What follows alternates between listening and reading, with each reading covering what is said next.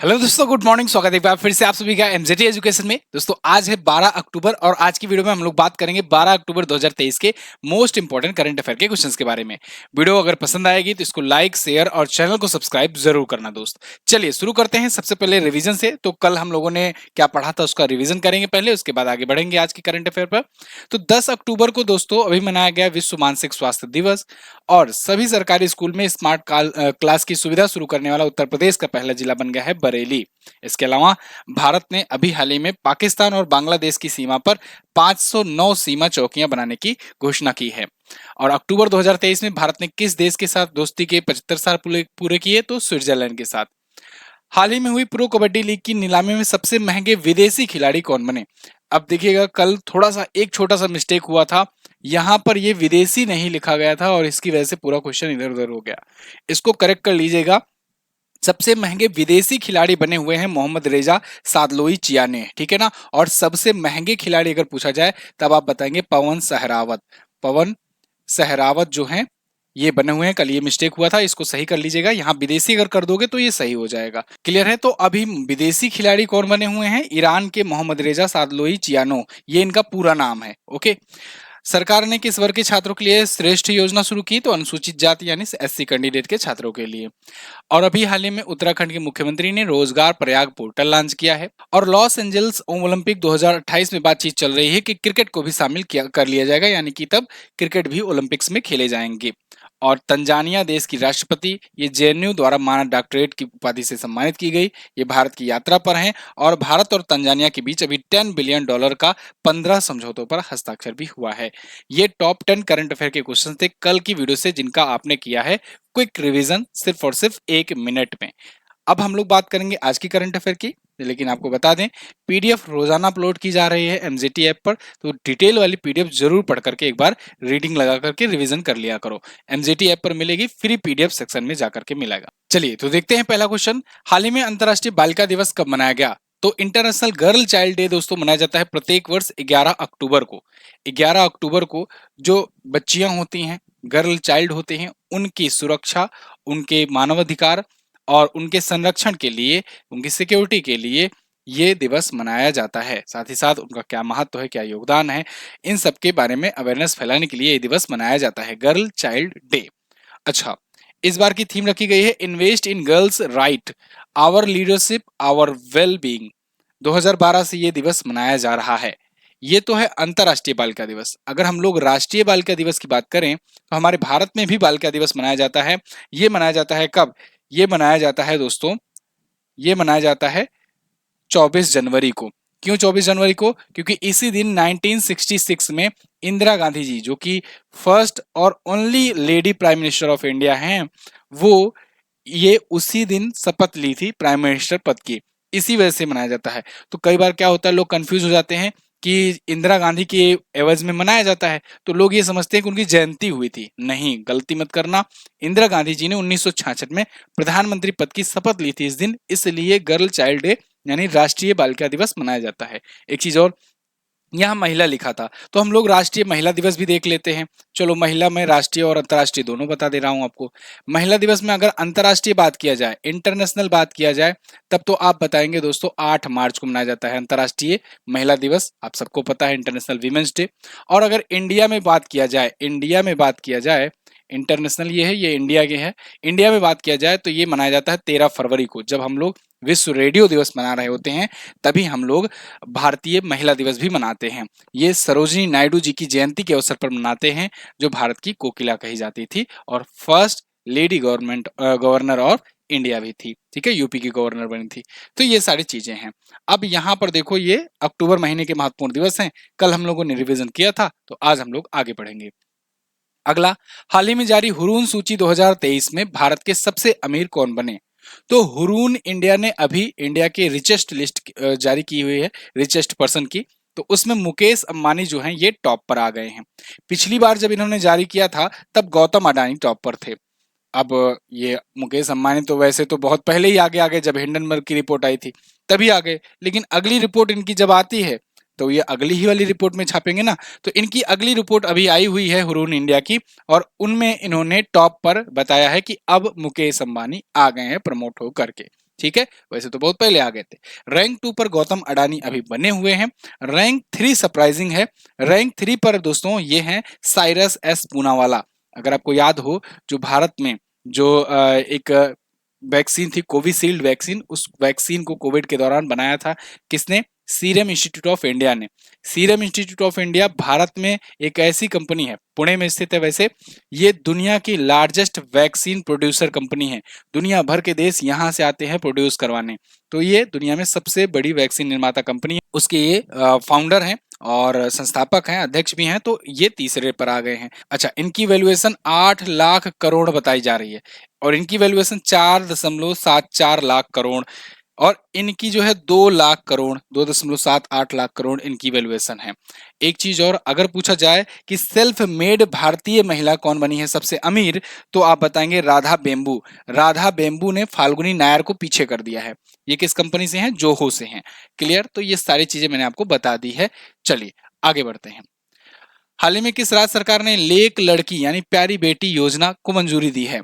तो लेक लड़की योजना को मंजूरी दी है दोस्तों महाराष्ट्र सरकार ने। ये इंपॉर्टेंट योजना है, याद रखिएगा, ये पूछा जा सकता है आपसे।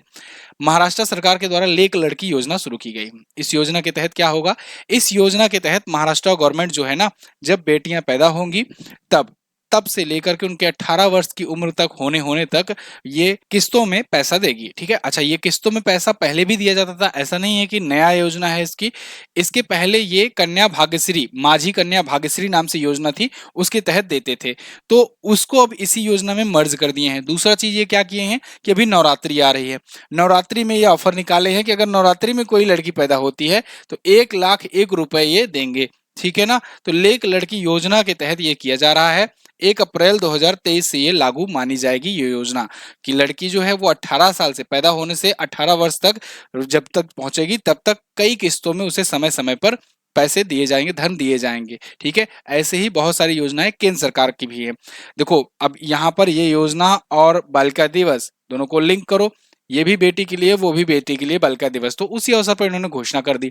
एक चीज और, अगर बालिकाओं की बात आ ही रही है तो कुछ और जैसे योजना इनसे रिलेटेड है उनको हम लोग जान लेते हैं। जैसे कन्या सुमंगला योजना, कन्या विद्याधन योजना, ठीक है, बेटी बचाओ बेटी पढ़ाओ योजना, ये सभी बच्चियों के लिए है।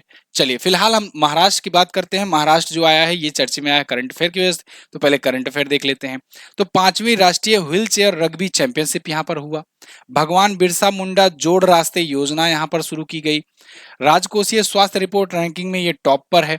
इसके अलावा कैंसर से जुड़ी मौतों के मामले में ये दूसरे पर है, टॉप पर यूपी है। रतन टाटा जी को पहला उद्योग रत्न पुरस्कार दिया महाराष्ट्र गवर्नमेंट ने। इसके अलावा नीति आयोग की निर्यात तैयारी सूचकांक में सेकंड पर है, टॉप पर तमिलनाडु है। टॉप पर जरूर याद रखना।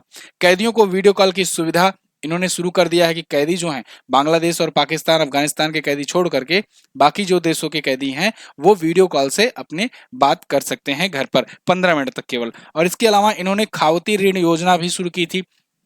खावती ऋण योजना ये क्या थी? इसके तहत 50,000 रुपए तक दिया जाएगा कैदियों के परिवार वालों को, ठीक है, जिससे वो अपने मुकदमे वगैरह लड़ सकें। अजीत पवार जो हैं ये उप मुख्यमंत्री बने एनसीपी पार्टी से, ठीक है। 2 उप मुख्यमंत्री यहाँ पर हैं, एक हैं देवेंद्र फडणवीस, एक हैं अजीत पवार, ठीक है ना। चलिए सीएम कौन है? एकनाथ शिंदे। यहाँ पर अगर आप देखोगे तो इंडिया के मैप में यहाँ पर दिखेगा आपको महाराष्ट्र, ठीक है जी। महाराष्ट्र के सीएम एकनाथ शिंदे हैं, शिवसेना पार्टी से। गवर्नर है दोस्तों रमेश बैस जी। ये अपना बॉर्डर किससे किससे लगाता है? गुजरात से, मध्य प्रदेश से, छत्तीसगढ़ से, तेलंगाना से और इधर कर्नाटका से और इधर गोवा से भी लगाता है अपना बॉर्डर महाराष्ट्र जो है।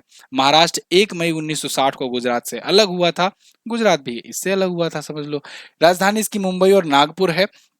लोनार लेक ये बहुत पूछा जाता है क्योंकि इसे पिंक लेक भी कहते हैं।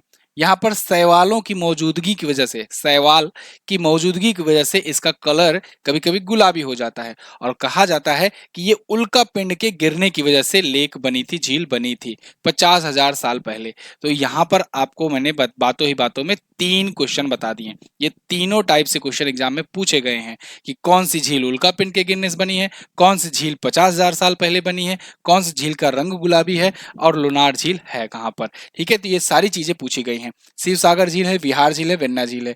नेशनल पार्क में बात करें तो तड़ोबा है, चंदोली है, भीमा शंकर है। भोर घाट, थाल घाट, अंबा घाट ये यहाँ के प्रमुख दर्रे हैं। लावड़ी, पोवड़ा, कोवली ये यहाँ का प्रमुख लोक नृत्य है। काला घोड़ा महोत्सव महाराष्ट्र में ही मनाया जाता है। 36 जिले हैं, 288 विधानसभा सीटें, 48 लोकसभा में और 19 यहाँ से जाती है राज्यसभा में सीटें। अगला क्वेश्चन देख लेते हैं, आपके सामने है, गोवा में शुरू हो रहे 37वें राष्ट्रीय खेल में कितने खेल इवेंट्स खिलाए जाएंगे? तो इस बार ऐतिहासिक रूप से आयोजन करने जा रहा है गोवा। गोवा 37वें राष्ट्रीय खेलों की मेजबानी कर रहा है और बस कुछ ही दिनों में शुरू होने वाला है। तो अनाउंसमेंट हुआ है कि इस बार 43 स्पोर्ट्स इवेंट खेले जाएंगे। अब ध्यान रहे, 43 स्पोर्ट्स इवेंट का मतलब ये नहीं हुआ कि 43 खेल खेले जाएंगे, ठीक है ना। मतलब जैसे जैसे मैं आपको बताऊं, जैसे बैडमिंटन है, बैडमिंटन छोड़ो, टेनिस को आप ज्यादा अच्छे से समझ पाओगे, टेनिस का नाम ज्यादा सुनते रहते हो। टेनिस है तो टेनिस तो एक खेल हुआ, ठीक है, लेकिन इसके अंतर्गत 5 इवेंट्स होते हैं। कौन कौन से? Men's single, women's single, men's doubles, women's doubles और मिक्स डबल्स।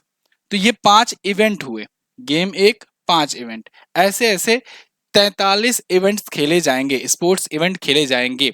और गोवा गेम्स ऐतिहासिक गेम होने जा रहा है इस बार का, 37वां नेशनल गेम होगा भारत का, ठीक है। 36वां हुआ था गुजरात में पिछली साल, और 35वां जो हुआ था वो 2015 में हुआ था केरला में, काफी साल पहले, ठीक है। तो यहाँ पर देखो, Goa to host 37 national game with a record 43 sport discipline, 43 sports discipline में खेले जाएंगे। 2015 वाले में 33 खेले गए थे और पिछली साल वाले में 36 खेले गए थे स्पोर्ट्स इवेंट। अच्छा, मस्कट क्या रखा गया है? मोगा। मोगा इस बार का मस्कट है, ये आप याद रखेंगे। और क्या, 26 अक्टूबर से शुरू हो रहा है, 9 नवंबर तक चलेगा ये। अब देखो, ये खेल की बात हो रही है तो अभी रिसेंटली एशियन गेम्स हुआ है, थोड़ा सा रिकॉल तो बनता है। एशियन गेम्स दोस्तों अभी हैंगझोऊ में हुआ, चाइना में हुआ, 19वां संस्करण था। ओलंपिक काउंसिल ऑफ इंडिया के द्वारा कराया जाता है, एशियाड भी इसे कहते हैं। और इसका मोटो मैंने बताया था, बड़ा ही इंपॉर्टेंट है, एवर ऑनवर्ड, ये है मोटो। और ये बहुत ही अच्छे तरीके से ऑप्शन में फिट बैठ जाएगा, इसलिए एग्जामिनर की पहली पसंद होगी ये क्वेश्चन बनाया जाना, ठीक है। नई दिल्ली इंडिया में 1951 में पहला इवेंट हुआ था एशियन गेम्स का, और पिछला वाला हुआ था दोस्तों जकार्ता में 2018 में इंडोनेशिया में। भारत ने इसमें जीते थे 70 मेडल और इसमें जीते थे 51 मेडल। और अब की बार भारत ने कितने जीते हुए हैं? ऐतिहासिक रूप से 107 मेडल जीते हुए हैं। 107 मेडल में कितने गोल्ड हैं? 28 गोल्ड है। कितने सिल्वर हैं? 38 सिल्वर है। इसके अलावा कितने यहाँ पर ब्रॉन्ज हैं? 41 ब्रॉन्ज मेडल हैं। याद रहेगा ना। चलिए, इसके बाद यहाँ नगोया जापान में अगला वाला होगा 2026 में एशियन गेम्स। अगला, भारतीय नौसेना ने कहां पर चक्रवात 2003 नाम का संयुक्त अभ्यास किया है? तो चक्रवात 2003 नाम का संयुक्त सैन्य अभ्यास इस बार दोस्तों गोवा में किया जा रहा है। और कौन कर रहा है? भारतीय नौसेना। अब देखो, इसमें भारतीय नौसेना के साथ साथ भारतीय वायुसेना भी शामिल होगी, और तो और भारत के जो आपदा मोचन बल होते हैं, एनडीआरएफ वगैरह, और भी सब इसमें शामिल होंगे। साथ ही साथ हिंद महासागर के आसपास के 8 देश भी इसमें शामिल हो रहे हैं। तो ये तो बहुत बड़ा एक्सरसाइज हुई। बिल्कुल, एक्सरसाइज चक्रवात जो है ये बहुत इंपॉर्टेंट है, बहुत बड़ी एक्सरसाइज होती है। हर साल भारतीय वायुसेना और भारतीय नौसेना दोनों मिलकर के कराती हैं। एक बार वो मेजबानी कर रहा होता है, एक बार वो मेजबानी कर रहा होता है। इस बार गोवा में आयोजन हो रहा है और मेजबानी कर रही है नौसेना। पिछली बार आगरा में ये आयोजन किया गया था और मेजबानी किसने किया था? वायुसेना ने, ठीक है। तो ये बात याद रखना, पिछली बार किसने किया था? वायुसेना ने। और कहां पर? आगरा में, ठीक है। चलिए, तो ये मैंने आपको बता दिया है। क्या कुछ बचा है? 9 अक्टूबर से ये लेकर 11 अक्टूबर के बीच में हुआ। हिंद महासागर क्षेत्र के 8 देश भी इसमें शामिल हैं। साथ ही साथ अर्धसैनिक बल जो भारत के तीनों सशस्त्र बल हैं, इसके अलावा आपदा मोचन बल, ये सब इसमें शामिल थे। तो HADR ये है, यानी कि humanitarian assistance and disaster relief के लिए है। जब भी कोई आपदाएं वगैरह आती है, चक्रवात वगैरह आती है, तो उनसे कैसे निपटना है, इसी के लिए ये अभ्यास होता है। चक्रवात इसका नाम है। शुरुआत इसकी 2016 से की गई थी, ठीक है। तो दो बारी बारी दोनों करते हैं। आगे बढ़ते हैं। अक्टूबर 2023 में association of mutual funds in India, इसके नए चेयरमैन कौन बनाए गए? तो association of mutual funds in India, इसके नए चेयरमैन बनाए गए हैं नवनीत मुनोत। नवनीत मुनोत यहाँ पर आपको दिख रहे हैं, ये नए चेयरमैन होंगे। इससे पहले जो चेयरमैन थे ए बाला सुब्रमण्यम जी, वो 2 बार से थे, मतलब उनका 2 बार कार्यकाल उनको मिला था। तो वो रिटायर अभी अक्टूबर में हो रहे हैं, तो अब उनकी जगह पर ये आएंगे। AMFI के नए होंगे चेयरमैन। AMFI की स्थापना 1995 में हुई थी, मुंबई में इसका हेडक्वार्टर है। ठीक है, तो म्यूचुअल फंड के एसोसिएशन के अध्यक्ष होंगे भारत में। म्यूचुअल फंड सही है। ठीक है, बस बाद में लोग कहते हैं कट गई। फिलहाल म्यूचुअल फंड को समझते हैं आसान भाषा में। म्यूचुअल फंड होता क्या है? देखो, अब कंपनी जब लिस्ट हो जाती है, मतलब कि जो पब्लिक सेक्टर की हो गई, प्राइवेट सेक्टर से पब्लिक सेक्टर में बन गई, यानी वो शेयर मार्केट में लिस्ट हो गई, तो पब्लिक भी, आम जनता भी उसमें पैसे लगा सकती है। ठीक है जी, आम जनता भी अगर डायरेक्ट पैसे लगा रही है कंपनी में, तब तो उसे कहेंगे कि हम शेयर मार्केट से शेयर खरीद रहे हैं। अगर वही पैसा ऐसा हो बीच में कुछ बिचौलियों को दिया जाए और उनसे कहा जाए कि लो भाई जी, आपका, अब बिचौलियों का भी अलग अलग ग्रुप होता है, अगर बिचौलियों को दिया जाए, कहा जाए कि हम ये ए वाले ग्रुप को दे रहे हैं पैसा, और ये वाला ग्रुप जो है ना, ये आगे बहुत सारी कंपनियों में अपना पैसा लगाएगा, ये अपने एक्सपीरियंस के अनुसार, अपने अनुभव के अनुसार ये बहुत सारी कंपनियों में लगाएगा पैसा, जिससे वो आपका प्रॉफिट मेंटेन करेगा ओवरऑल का। तो आपको कहेगा कि हम श्योरिटी देते हैं कि कम से कम 10% तक का, 10 से 15% तक का हम आपको प्रॉफिट तो बनाकर ही देंगे, रिटर्न बनाकर ही देंगे। तो ये म्यूचुअल फंड क्या होता है, बेसिकली एक बिचौलिए के माध्यम से तब शेयर मार्केट में जाता है पैसा, और ये एक साथ कई कंपनियों में लगा रहता है, तो इसलिए इसका फायदा रहता है ये कि हाँ चलो, इसमें कुछ ना कुछ तो प्रॉफिट मिलेगा ही। लेकिन अगर आप डायरेक्टली शेयर मार्केट में लगाते हो, यानी डायरेक्टली आप किसी कंपनी में लगाते हो बिना किसी बिचौलिए के, तो इसका मतलब कि आपके चांसेस भी हैं, हो सकता है कि आप एक कंपनी में लगाए हो और कंपनी डूब जाए। ठीक है, तो चांसेस ये भी हैं कि आप डूब भी जाओ, चांसेस ये भी हैं कि आपका अगर सब कुछ सही हो तो इससे ज्यादा यहाँ पर प्रॉफिट भी बना सकते हो। लेकिन खतरा दोनों में रहता है, क्योंकि कंपनियों में ये भी लगा रहे हैं, कंपनियों में ये भी लगा रहे हो, आप भी लगा रहे हो, तो अपना रिस्क वगैरह कैलकुलेशन करके चलें। और बाकी तो आप जानते हो म्यूचुअल फंड सही है। आगे देखते हैं, प्रमुख नियुक्तियों को देख लेते हैं। तो मुनीष कपूर को भी आरबीआई का नया एग्जीक्यूटिव डायरेक्टर बनाया गया था। वाइस एडमिरल तरुण सोबती को उप प्रमुख बनाया गया है नौसेना स्टाफ का। लेफ्टिनेंट जनरल रघु श्रीनिवासन जी को बीआरओ का नया महानिदेशक बनाया गया है, ये इंपॉर्टेंट नियुक्ति है। डॉक्टर दिनेश दास ये संघ लोक सेवा आयोग के सदस्य बने हैं। केएन शांता कुमार ये पीटीआई बोर्ड के नए अध्यक्ष बने हैं, इनका भी नाम इंपॉर्टेंट है। गोकुल सुब्रमण्यम इंटेल इंडिया के अध्यक्ष। राहुल नवीन ये ईडी के नए अध्यक्ष बने हैं, इनका भी नाम इंपॉर्टेंट है। Rajneesh Kumar Mastercard India के चेयरमैन हैं, इनका नाम भी पूछा जा सकता है। नेस्कॉम के अध्यक्ष और उपाध्यक्ष दोनों बनाए गए हैं, राजेश नाम्बियार और सिंधु गंगाधरन को, दोनों को बनाया गया है। जस्टिस प्रकाश श्रीवास्तव नेशनल ग्रीन ट्रिब्यूनल के नए अध्यक्ष हैं। ये सारी नियुक्तियां जहां पर स्टार लगा है, इंपॉर्टेंट है, याद रखना। चलिए आगे बढ़ते हैं। अंतरराष्ट्रीय मुद्रा कोष ने वित्तीय वर्ष 2023-24 के लिए भारत की जीडीपी वृद्धि दर का अनुमान कितना प्रतिशत बताया है? फिर आ गए जी ये लोग। तो आईएमएफ ने कहा है कि नहीं नहीं, 6.1 हम पिछली बार बताए थे ना, अब बढ़ा रहे हैं, 6.3% जीडीपी ग्रोथ रेट होगी। यार जब हर महीने आप लोग को चेंज करना रहता है, तो पता नहीं किस बात का अनुमान लगाते हैं, इनका अनुमान ही हर महीने गलत हो रहा होता है। तो 6.3% अब ध्यान रखना है, ठीक है ना आपको। आईएमएफ है भाई, इंटरनेशनल मॉनेटरी फंड है, इसके पीछे पाकिस्तान लगा हुआ है कटोरा लेके, कुछ मिल जाए कुछ मिल जाए, तो थोड़ा हम लोग भी तवज्जो दे देते हैं, वैसे हम लोग तो देते नहीं है इनको तवज्जो उतना। तो ये इन्होंने ये बताया है कि 2023-24 वाला जो फाइनेंशियल ईयर होगा, उसमें भारत की जीडीपी ग्रोथ रेट 6.3% होगी। अप्रैल से लेकर अभी तक ये 2 बार बढ़ा चुके हैं। अप्रैल में बताए थे कि 5.9% रहेगा, फिर 6.1% बताए, अब 6.3% बता रहे हैं। कुल मिलाकर सब लोग आसपास यही बताते हैं। देखो कि यहाँ क्रिसिल ने 6% बताया, NIPFP ने 6% बताया, ये 6.3 बता रहे हैं, S&P ने बताया 6.6, UN ने बताया 6.7, भारतीय रिजर्व बैंक ने बताया 6.5, फिच रेटिंग ने बताया 6.3 और वित्त मंत्रालय ने बताया 6.5। अभी ये सब जो है ना, ये बारी बारी धीरे धीरे बढ़ाते बढ़ाते इसी पे पहुंच जाएंगे।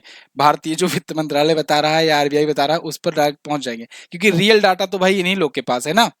सीएसओ ही रियल डाटा जारी करता है, ये भी पूछा जाता है कि कौन रियल डाटा जारी करेगा, तो सीएसओ जारी करेगा। ठीक है, चलो ये सब तो हो गई। कुछ लोग नए होंगे जिनको ये जीडीपी समझ नहीं आ रहा होगा, ये जीडीपी और ये सब बवाल है क्या, क्या अनुमान लगा रहे हैं। तो देखो भैया क्या है कि जैसे कोई एक देश है, वो एक देश एक फाइनेंशियल ईयर समझ रहे हो ना, 1 अप्रैल से लेकर के 31 मार्च तक का। तो कोई अगर एक देश है, एक वित्तीय वर्ष में जितनी भी अपने देश के बॉर्डर के अंतर्गत जितनी भी सेवाओं का और सर्विसेज का प्रोडक्ट का उत्पादन करता है, उसी को कहते हैं ग्रॉस डोमेस्टिक प्रोडक्ट, सकल घरेलू उत्पाद, यानी कि घरेलू उत्पाद है। ठीक है, तो याद रहे देश की सीमा के भीतर, चाहे वो देशियों के द्वारा चाहे विदेशी भी आकर के कोई घर में उत्पादन कर रहा है, तो उसको भी जोड़ा जाएगा। क्लियर है ना। चलिए बाकी इकोनॉमी की क्लास लीजिए हमारी, तो मैं आपको उसमें समझा दूंगा अच्छे से। आईसीसी क्रिकेट विश्व कप के इतिहास में सबसे ज्यादा शतक लगाने वाले खिलाड़ी कौन बने, ये एक कल नया रिकॉर्ड बना। रोहित शर्मा, ये सब भाई बड़े मैच के खिलाड़ी हैं, है ना। रोहित शर्मा ने कल शतक लगा दिया, और ये वर्ल्ड कप के इतिहास में सबसे ज्यादा शतक लगाने वाले खिलाड़ी बन गए हैं। आप रिकॉर्ड देख करके चौंक जाओगे, मात्र 29 पारियों में ही इन्होंने 7 शतक लगा दिए हैं। ये 29 पारियां कौन सी हैं, ये वो पारियां हैं जो वर्ल्ड कप में खेली गई हैं, यानी यहाँ वर्ल्ड कप में जो शतक लगाया गया है उसकी यहाँ पर रैंकिंग बात की जा रही है। तो सबसे ज्यादा वर्ल्ड कप में शतक इन्होंने लगाया है। अब तक ये रिकॉर्ड था सचिन तेंदुलकर के नाम। इन्होंने 44 इनिंग्स में 6 शतक लगाए थे, 44 वर्ल्ड कप की इनिंग में, और इन्होंने 19 इनिंग में 7 लगाए। तीसरे पर कुमार संगकारा है, 35 इनिंग्स में इन्होंने 5 शतक लगाए। चौथे पर 42 इनिंग के साथ 5 शतक के साथ रिकी पॉन्टिंग थे। अब टॉप पर पहुंच गए हैं रोहित शर्मा। क्लियर है ना। चलिए, तो इन्होंने अभी अफगानिस्तान के खिलाफ ये कीर्तिमान हासिल किया। अभी वर्ल्ड कप चल रहा है, हो सकता है 1-2 शतक और आ जाए इनके। तो याद रखना कि अभी ये रिकॉर्ड इन्होंने बनाया है अफगानिस्तान के खिलाफ 7 सबके वर्ल्ड कप का। वैसे तो पिछला वाला वर्ल्ड कप की अगर बात करें तो उसमें ये एक ही वर्ल्ड कप में 5 शतक लगा करके एक वर्ल्ड कप में सबसे ज्यादा शतक लगाने का भी रिकॉर्ड अपने नाम बना चुके हैं। वो भी इन्हीं के नाम रिकॉर्ड है, रोहित शर्मा के। ठीक है, एक ही वर्ल्ड कप में 5 शतक का रिकॉर्ड। भारतीय टीम के कप्तान है। भारतीय टीम के कोच कौन है, राहुल द्रविड़। अगला, 11 से 13 अक्टूबर 2023 को 8वें ब्रिक्स अंतरराष्ट्रीय प्रतिस्पर्धा सम्मेलन का आयोजन कहां किया गया। तो देखो, 11 से 13 अक्टूबर के बीच में 8वां ब्रिक्स अंतरराष्ट्रीय प्रतिस्पर्धा सम्मेलन हो रहा है, और ये हो रहा है नई दिल्ली में। अंतरराष्ट्रीय प्रतिस्पर्धा सम्मेलन, इसमें ब्रिक्स देश हैं। ठीक है, ब्रिक्स तो आप जानते हो ना, ब्राजील, रसिया, इंडिया, चाइना और साउथ अफ्रीका। अब इसमें 6 देश और जोड़ करके याद करना। नया नाम जो बनेगा कमेंट बॉक्स में लिखना। तो फिलहाल ये है अंग्रेजी वाले स्टूडेंट के लिए, जो कमेंट करते रहते हैं कि अंग्रेजी में दो, अंग्रेजी में दो। तो आर्टिकल वगैरह कोशिश किया जा रहा है अब अंग्रेजी में भी लाने के लिए आपके लिए। तो भारतीय प्रतिस्पर्धा आयोग जो है ये मेजबानी कर रहा है भारत का जो कंपटीशन, भाई इसीलिए प्रतिस्पर्धा के लिए ही तो है ये। ठीक है, तो अंतरराष्ट्रीय प्रतिस्पर्धा प्रतियोगिता सम्मेलन है। ठीक है, तो कंपटीशन कमीशन ऑफ इंडिया के द्वारा होस्ट किया गया। थीम थी new issue in competition law and policy, dimensions, prospectives and challenges. भारतीय प्रतिस्पर्धा आयोग के अध्यक्ष कौन है, ये पूछा जाएगा आपसे। तो ये कौन है, रवनीत कौर जी हैं।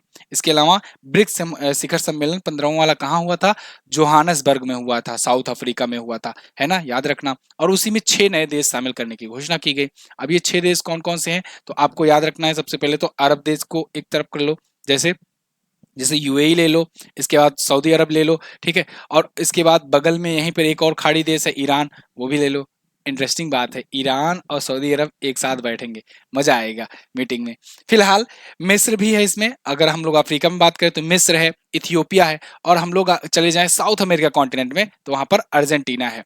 विश्व कप जीता है भाई, थोड़ा सा इज्जत इसको भी मिल गई, तो वहां से अर्जेंटीना है। अब आप सोचोगे ये तुक कैसे बना कि इन लोग को जोड़ने का, तो देखो वहां पर ब्राजील है। ठीक है, दक्षिण अमेरिका कॉन्टिनेंट में, उन्होंने कहा हम अर्जेंटीना को ले लेते हैं। यहाँ पर अपने यहाँ एशिया में इंडिया है, चाइना भी है अपने ही ग्रुप में, और रसिया भी है। तो इन्होंने कहा चलो कुछ और मिडिल ईस्ट के भी देशों को जोड़ लिया जाता है, तो इन लोग को जोड़ लिया गया। अफ्रीका में साउथ अफ्रीका है इसी का ब्रिक्स का मेंबर, तो इन्होंने कहा हम अपनी तरफ से इथियोपिया को ले लेते हैं, है ना। मतलब ये तो मैं आपको बता रहा हूँ कि याद करने का तरीका, ऐसा जरूरी नहीं है कि ये लोग कहे हो कि हमारी तरफ से ये जा रहे हैं। पद्म पुरस्कार से सम्मानित दहिया भाई शास्त्री का भी हाल ही में निधन हो गया है। ये बताइए कौन से पद्म पुरस्कार विजेता थे, तो ये पद्मश्री जीते हुए थे, पद्मश्री से सम्मानित थे दोस्तों। 2016 में इन्हें सम्मानित किया गया था। दहिया भाई शास्त्री जी बहुत ही प्रकांड विद्वान थे, दहिया भाई शास्त्री जी। तो इनको 2016 में सम्मानित किया गया था, ठीक है ना, पद्मश्री से। प्रणब मुखर्जी जी आपको दिख रहे हैं, भारत रत्न प्रणब मुखर्जी जी, तो इनको सम्मानित किए थे ये। तो ये ब्रह्मर्षि महाविद्यालय नाडियाड के संस्थापक भी थे। इसके अलावा विश्व हिंदू परिषद की गुजरात इकाई का, गुजरात यूनिट के ये पूर्व अध्यक्ष भी रह चुके थे। ठीक है, तो इनको संस्कृत भाषा के विस्तार और शिक्षा की दिशा में ये लगातार काम करते रहे। अभी हाल ही में इनका निधन हो गया है। ये थे आज के दिन के टॉप 10 करंट अफेयर के क्वेश्चंस। आजकल मैं जियोपॉलिटिक्स पर भी वीडियो बना रहा हूँ, जो वर्ल्ड लेवल की है उस पर भी, तो आप उनको भी सपोर्ट कीजिए। ये वीडियो जो है बहुत ज़्यादा इंफॉर्मेटिव होती हैं, आपको वर्ल्ड लेवल की भी जानकारी थोड़ा रखनी चाहिए, कौन किसका देश का दुश्मन है, कौन दोस्त है, इसके पीछे की स्टोरी क्या है, क्या चीजें हैं, जियोपॉलिटिक्स काम कैसे करती है, इन सबको भी आपको अच्छी समझ मिलेगी। तो अभी रिसेंटली मैंने 2 वीडियो अपलोड की हुई है, एक तो इजराइल और ये हमास वाला विवाद पर, और एक अभी कल मैंने आईमैक वाली जो डील हुई थी उस पर वीडियो अपलोड की है। आप सबसे रिक्वेस्ट है कि वो वीडियो दोनों जरूर देखिएगा चैनल पर जाकर के, और उसमें आपको बहुत ज्यादा जानकारियां मिलेंगी। आप लोग को अगर वीडियो पसंद आई है तो इसको शेयर करना, लाइक जरूर कर देना, और कमेंट करके जरूर बताना कि कैसी लगी है वीडियो। ठीक है, वीडियो में कंटेंट आपको कैसा लगा है। कम समय में कोशिश किया जाता है ज्यादा से ज्यादा कंटेंट डिलीवर करने का। ठीक है, 1 घंटे वाली क्लास 25 मिनट में करने का मेरा पूरा प्रयास रहता है। थोड़ा बहुत कभी कभी लंबा हो जाता है वीडियो। फिलहाल आप हमारे चैनल को ज्वाइन कर सकते हो, व्हाट्सएप का चैनल आ गया है, डिस्क्रिप्शन में उसका लिंक मिल जाएगा, पिन कमेंट में भी मिल जाएगा। टेलीग्राम ग्रुप ज्वाइन कीजिए, पीडीएफ के लिए एमजेटी ऐप पर डिटेल वाली पीडीएफ मिलेगी। कल मैंने आपसे क्वेश्चन पूछा था, ई कैबिनेट प्रणाली लागू करने वाला पहला राज्य, तो वो है हिमाचल प्रदेश। और हाल ही में ऑपरेशन आयरन स्वॉर्ड किसने लॉन्च किया, तो इजराइल ने लॉन्च किया है गाजा पट्टी में। आज आपको क्या बताना है, प्रो कबड्डी लीग के सीजन 10 में सबसे महंगे खिलाड़ी कौन बने। मैंने कहा कि कुछ लोग जो पीडीएफ से ही पढ़ते हैं ना, वो लोग कंफ्यूज रह जाएंगे बेचारे, तो उनके लिए एक फिर से क्वेश्चन दे दिया जाए, जिससे वो कमेंट करके हमें पूछें कि ये इसका सही आंसर क्या होगा। ध्यान रहे, जैसा कि मैंने आपको शुरुआत में बताया कि विदेशी महंगा खिलाड़ी दूसरे हैं और ओवरऑल महंगे खिलाड़ी दूसरे हैं। कल एक मिस्टेक हुआ था, इसको आप करेक्ट करके आज आंसर करेंगे। तंजानिया की आधिकारिक मुद्रा क्या है, ये भी आपको बता देनी है। थैंक यू सो मच, मिलेंगे अगली क्लास में, तब तक के लिए नमस्कार, जय हिंद, वंदे मातरम।